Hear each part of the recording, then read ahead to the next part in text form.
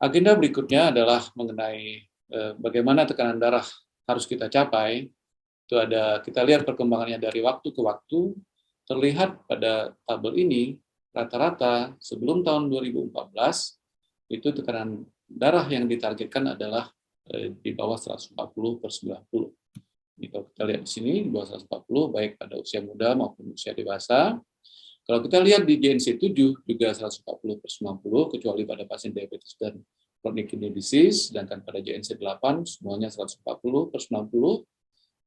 Namun /pada tahun 2017, ACA dan AHA, American Heart Association, menurunkan target tekanan darah ini menjadi kurang dari 130/80.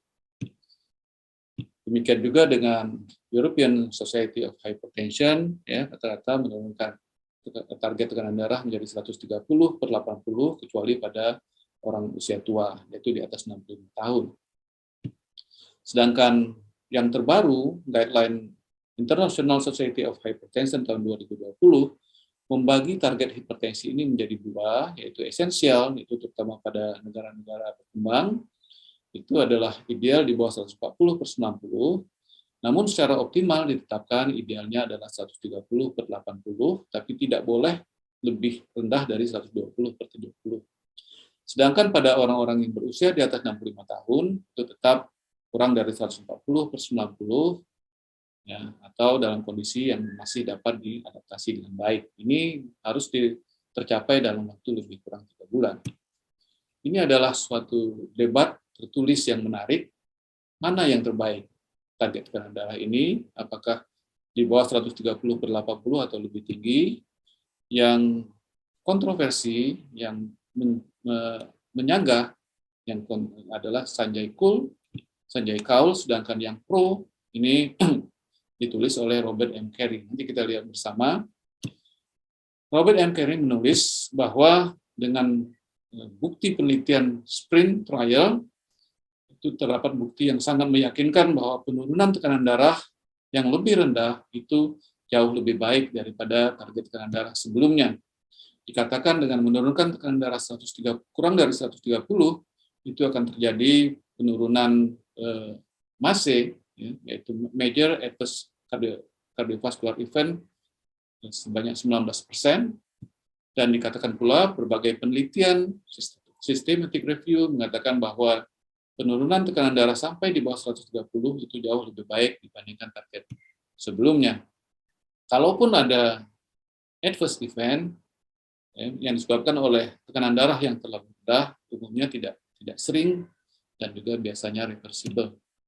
Sehingga dikatakan oleh Carey dan Welton bahwa idealnya kita harus menurunkan tekanan darahnya lebih rendah, yaitu di bawah 130/80. Namun, Kaul menyangkal kondisi ini, dia katakan bahwa masih debatable apakah memang tekanan darah itu harus diturunkan menjadi 130/80. Karena berbagai bukti masih belum cukup untuk melihat bahwa memang target kita di bawah 130/80. Demikian juga target di bawah 80 itu bukti-buktinya masih sangat lemah, sehingga membutuhkan penelitian-penelitian lanjutan untuk menunjang dasar ini. Akhirnya, Kaul menyarankan kita baru akan menurunkan 130/80 kalau didukung oleh berbagai penelitian-penelitian standar of care yang dapat diterima oleh semua stakeholder dari berbagai belahan bumi dunia.